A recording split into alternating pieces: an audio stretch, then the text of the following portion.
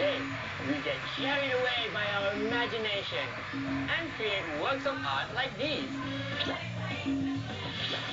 A mysterious box to keep your valuable objects safe. A giant and glowing design to travel beyond the edge of space. A technique worth its weight in gold. A fantastic way to reuse old paintbrushes. Let's not forget the one and only eco-artist, Vincent Van Coconut. Did you notice that sometimes a thing that we're looking at is not really what it seems? Like in a fairy tale, when a beast turns out to be a handsome prince. Or a little old lady is really the villainess. Or the story of that simple stone that isn't what it seems. It's a treasure seeker stone. Treasure hunters search for this stone because it holds precious secrets within it. See? If you leave it among other stones, nobody will notice that it's your treasure chest because when you close it, the grooves of the stone hide the joint where the two halves come together. Let's make a treasure seeker stone. You will need 2 empty yogurt containers like this. Together, they already seem to take on the shape of the stone. Have a look. Grab a page from a newspaper and roll it up like this. When it's done, wrap it with tape around the container. You will see how it gets bigger. Add tape to better mold the shape. Continue adding newspaper rolls. When you have covered the entire container, stick it with more tape so that it doesn't come undone.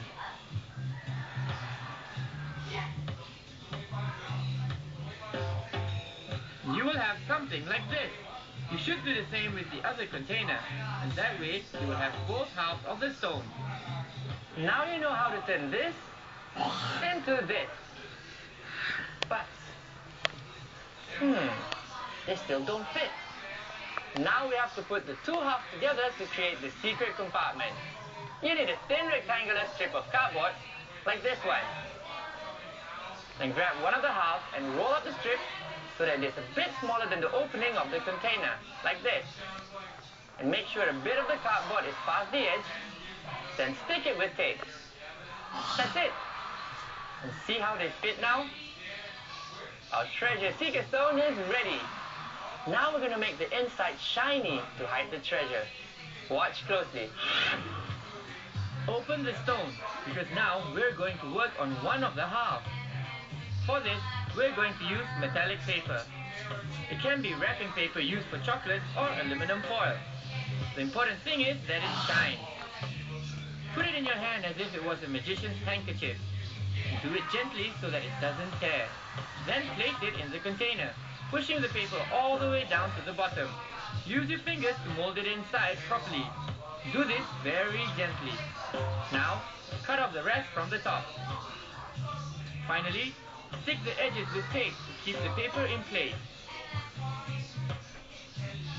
Do the same thing with the other container. The stone is close to being finished. The same technique was used to cover the inside of the other half. The shiny paper makes it ideal to keep valuable objects inside. But for it to really be like stone, it needs to be strong and hard as a rock. To do so, we'll use pieces of paper towels and glue them on with Artite paste, made with equal amounts of glue and water. Cover the outside completely.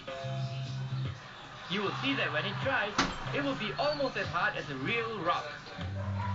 Now they're strong and solid. Look, when the paper towels on this half are dry, you can grab the stone in this way and do the same thing along the edges, but with smaller pieces of paper towels. Take a bit more care with this part.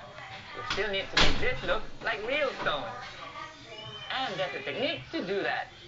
We'll use gray paint, sand, and glue. First, pour the sand into the paint, and then add the glue. And then stir it well until it is properly mixed. You should mix it all together as if you were preparing a magic potion. And if you want to keep your work table clean, just put a sheet of newspaper under the bowl. Now let's finish our treasure seeker stone. The time has come for us to apply the stone effect. The first step is to completely paint both halves with the mixture of paint, sand and glue that we have just made. When it dries, it will feel like you're touching a real stone. After it dries, we'll add some extra details.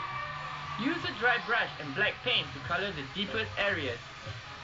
Finally, use white paint to color the areas that stand out, those areas that receive the most light. The stone effect is complete. Can you see the effect of using different shades of color? And the sand gives it a stony feeling. And this type of stone is perfect. The joint is impossible to find at first glance. Let's see what lies inside. Ooh, secret art tools. A pencil, an eraser, and a sharpener. Hang on, there's another one I want to show you. Nature seems to have given this stone some ears. Let's take a look at what's inside. Ooh, wow! A treasure map! Ooh, I'm definitely going treasure hunting with these clues. Now it's your turn. Try mastering the technique of making objects look like stone and hiding secrets inside for the treasure seekers to find. Hello, Vincent Van Coconut here, Architect's Eco Artist Coconut Tree. Let's watch once again at how to make the treasure seeker stone. Roll up pages from a newspaper and fasten them around two identical containers. Wrap the pieces with tape. Bend a rectangular strip of cardboard and stick it with tape to the edge of one of the containers. Then put metallic paper inside them.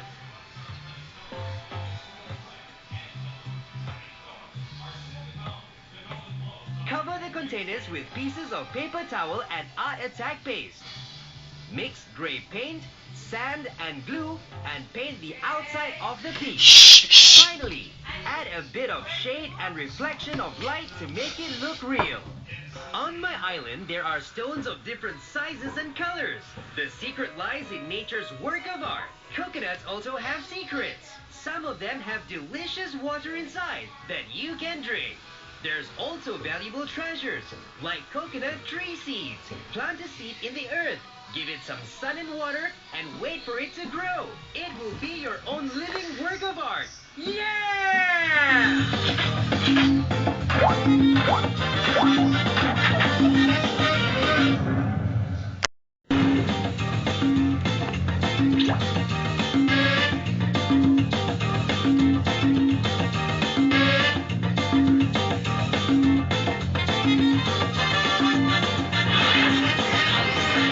It's time to make big art! For this occasion, Alex prepared a fluorescent design.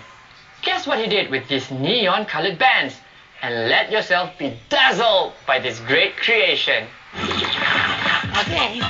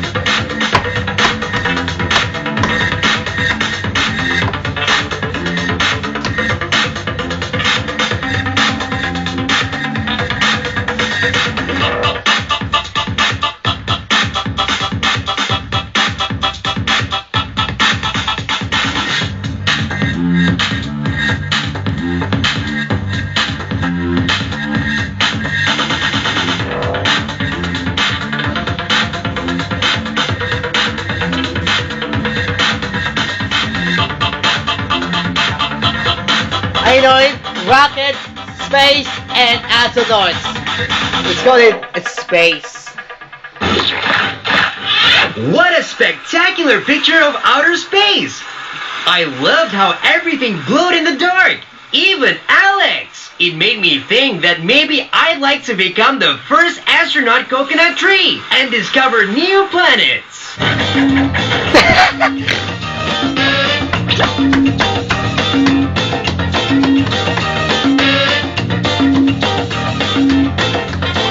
It's Krabs! Drawing from your imagination can take you to many lands. Like if I drew a princess, I could imagine that she was from an exotic place, and the jewelry she wore would be eye-catching. Yes, I know you still can't see any of it, but with a technique called embossing, you can create very decorative crowns, bracelets, and necklaces worthy of a princess. Check it out. The first thing we'll do is give the princess some color, but we won't work on her jewelry yet. Her eyes will be blue, and to make them stand out more, we'll trace her eyelashes and eyebrows with a dark color. We'll do the same with her nose. Her lips will be red, as well as her eyelids.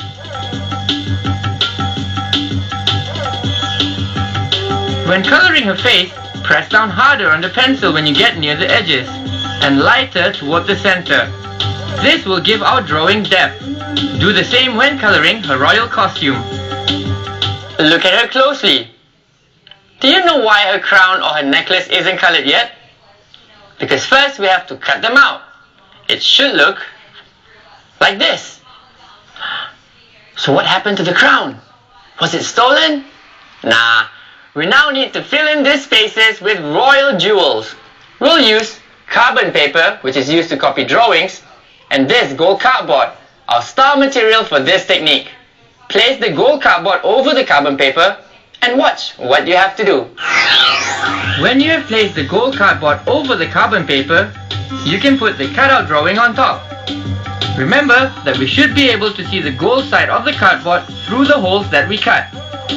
Now, use a skewer or a pencil to carefully trace the outlines. Use your other hand to hold everything in place to make sure it doesn't move. This way, you'll obtain a clear and noticeable outline.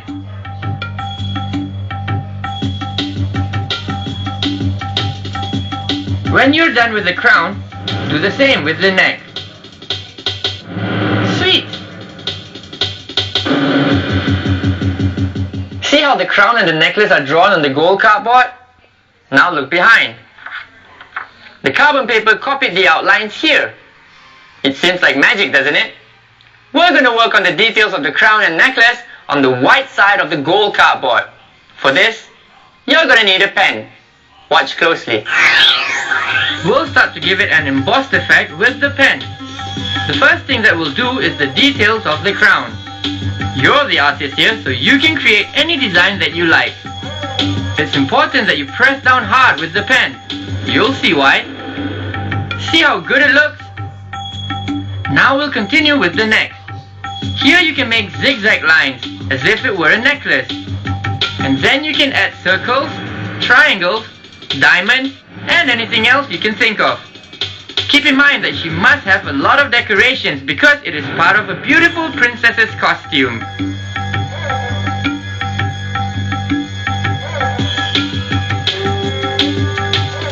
Don't leave any blank spaces, and when you're done, flip it over.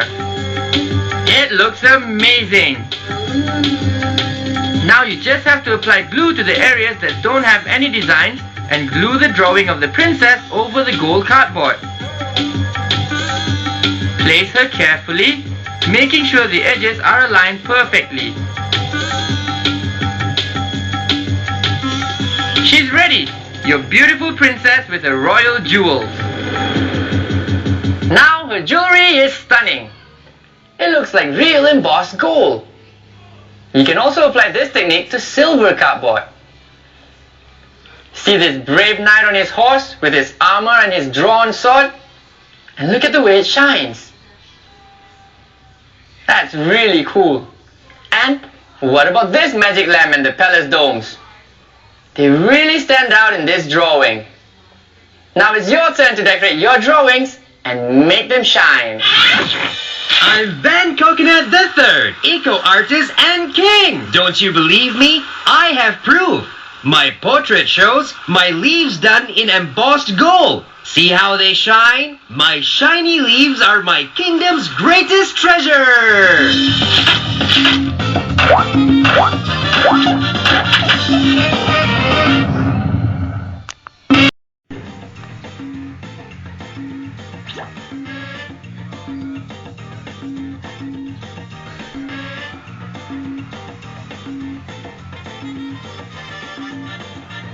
It's crocodile and alligator. I just found these used paintbrushes. Look, they're completely stiff. I used them to apply glue and I forgot to wash them. Let's reuse them and turn them into a very artistic picture frame. That's awesome! You should gather them and use them to create amazing objects. If you don't have hardened paintbrushes, but you have used brushes that you want to reuse, just dip them in glue, like this. I'll show you with this brush. Simply dip it in glue, and then place it on a sheet of plastic and let it dry. You'll need 5 paintbrushes to create the picture frame. Have a look at how it's done. Okay. When the paintbrushes have dried, put together a square with them, making sure that the brush hairs are facing away from each other. See? The base of the brush hairs of this brush up here will be attached to the tip of the handle of this brush pointing down. Now secure the 4 brushes with tape and then strengthen the entire piece by covering it with newspaper and Art Attack paste. Remember how to make it? Of course, by mixing equal amounts of glue and water. Cover both sides of the piece with newspaper, but be careful, don't cover the brush hairs. Oh. The frame is ready, and when the 5th brush has dried, we'll use it as a leg to hold up the frame. But before we put it all together, let's give it some color. So bring on your new brushes. Start by drawing the design that you want. Make polka dots of different sizes. You can make squares, triangles, or diamonds. We'll use a cheerful color for the polka dots. What do you think of this yellow? I like the way it looks. We'll paint the background blue. It's a nice combination of colors. I'm sure that it will grab the attention of anybody who goes into your room. Don't forget to color the brush that you will use to hold up the picture frame. Grab it by the brush hair so you don't get paint on your hands, and this way you will work more comfortably. Have a look. It's very colorful. Now watch closely because it's time for a balancing act. There's a way to turn this paintbrush into a leg for the frame. You will need a cardboard square like this one and a rectangular strip like this one. And this is what we're going to do with these materials. To make the leg of the picture frame, we'll use the cardboard square. Remember that it should be smaller than the picture frame, like this. Now glue it to the back of the picture frame. Do it carefully so that it looks neat. For the leg stand, fold the rectangular cardboard strip in 4 equal parts and glue the last part to the first, one over the other. Apply plenty of glue so that it is nice and firm. You will have a triangle. Apply more glue to one of its sides and stick it to the top part of the cardboard square. When it has dried, glue the paintbrush onto this side of the triangle, right here. Be patient and wait for the glue to dry. When it dries, you will be able to stand it up. I'm wasting the picture. When the glue has dried, don't be afraid to remove your finger. See? Now it can stand up on its own. The final step is to choose a picture and place it back here, like this.